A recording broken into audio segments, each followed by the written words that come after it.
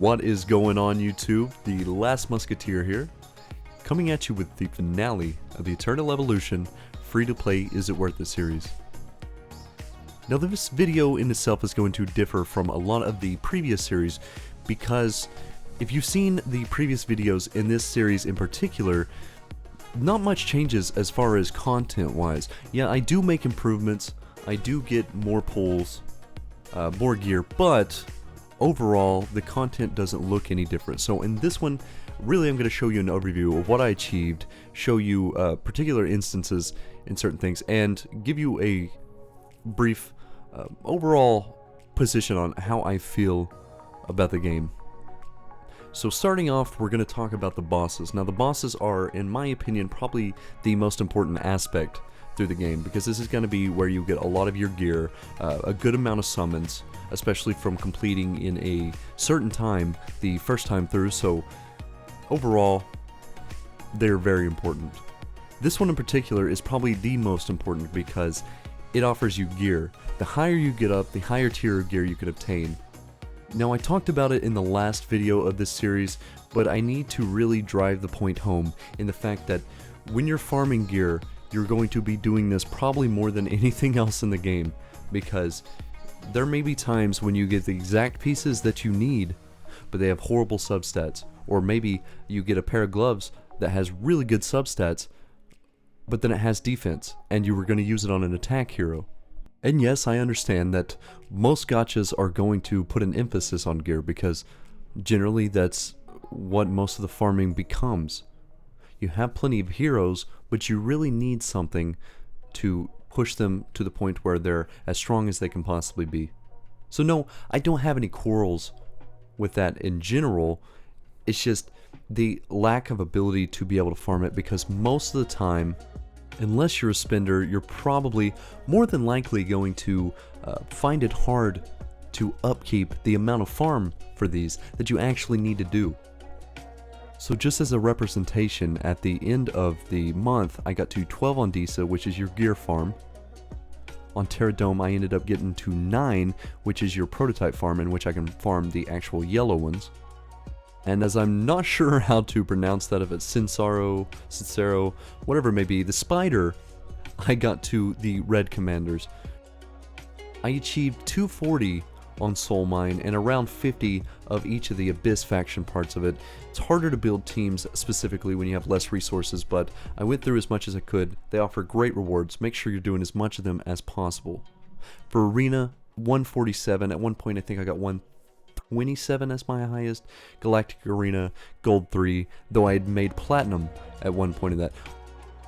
But overall, I think that the token shop that you can use the Galactic Arena tokens on, and certain various other sources in the shop, has really good items. You can even get triple S heroes from there, though you do have to save up quite a lot, and there are specific ones. But you can also get food items, or maybe clones to certain immortal heroes that you want. So overall, good shops. Like I said, this game is very good at giving you resources. It makes it to where the free-to-play player actually feels like they have a decent time keeping up with some of maybe the light spenders, because obviously the whales are going to be way farther than you, because there are too many packs.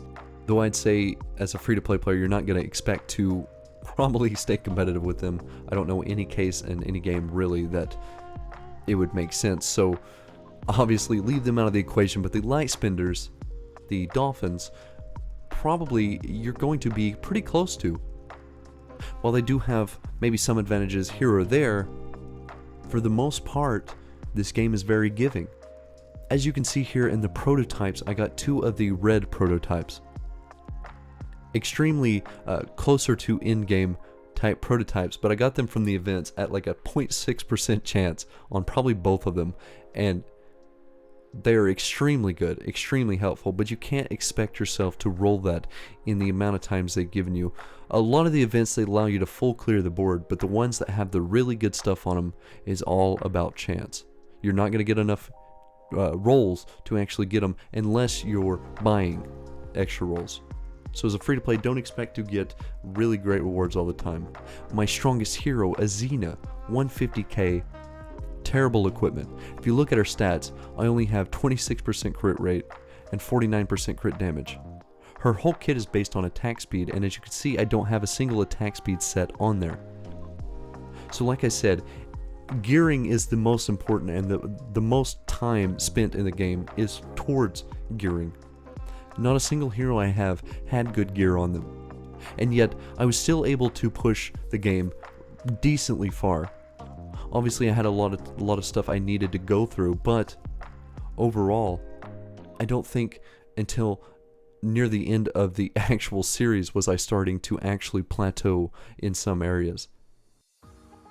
Now, one thing I do actually need to talk about is the overall fun of the game, because most importantly, if you're not having fun, what's the point of playing it in the first place?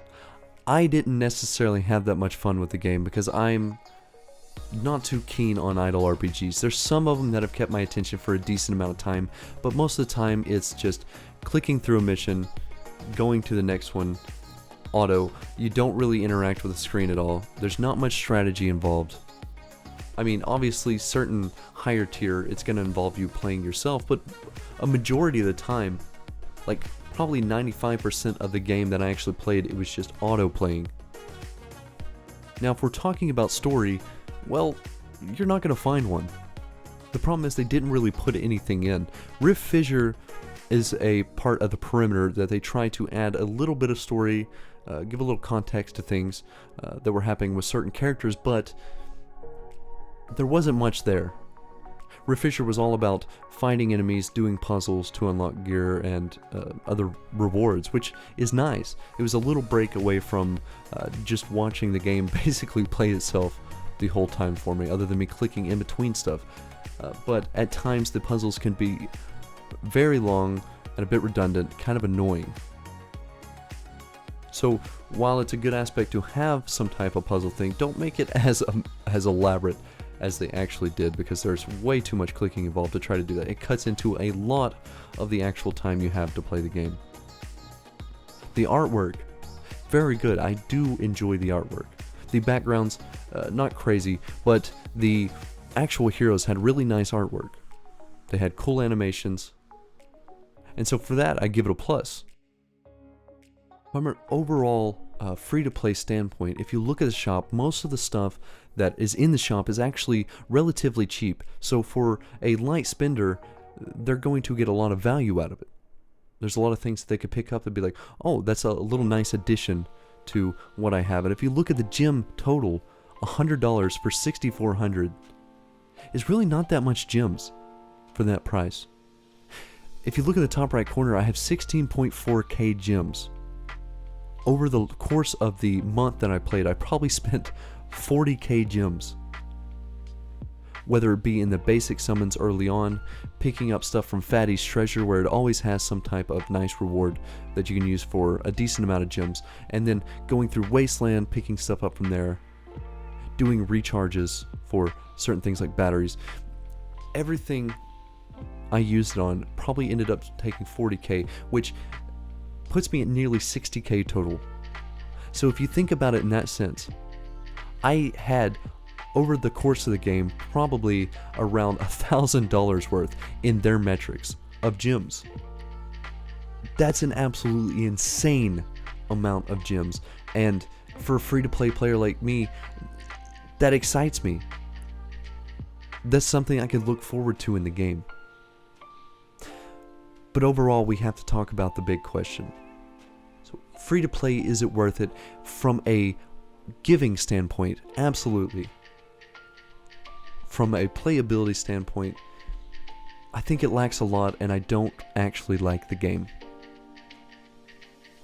Ultimately, it's all just my opinion. If you like idle RPGs like this, then you know this game could be for you. They are extremely giving in that sense. I've heard people talk about in the comments of these videos about how they're a light spender and they have people in their guild that are free to play that are at like the same tiers as them. They basically caught up to them. The game gives you a lot of what you need to make a staple into the game. And if you look at my own arena, being almost in the top 100, and going into Galactic Arena, and at one point nearly pushing Diamond. That's insane to think about. Going in blind, not building meta teams, not having the best options, trying to fit as many summons in as I could in a month, instead of saving them up for certain heroes to try to max them out as much as possible. I did really well. It just goes to show what they're willing to give you. But I'm going to bring this video to a close, guys. I didn't want to talk about it as long as I already have, and I know it's a shorter video compared to most of my other ones, but I feel like I had gotten most of what I had said out through the first 4 weeks of the video, and you've kind of, if you've been watching them, seen just what all I was able to do and what I was able to improve on, so you've got a basic understanding of what the game is about. Anyway, guys, if there's anything that you think I missed, anything that I glossed over, anything you want to add to the video, make sure to let me know in the comment section, and I thank you all for your support. This has been The Last Musketeer, and I'll see you in the next one. Peace.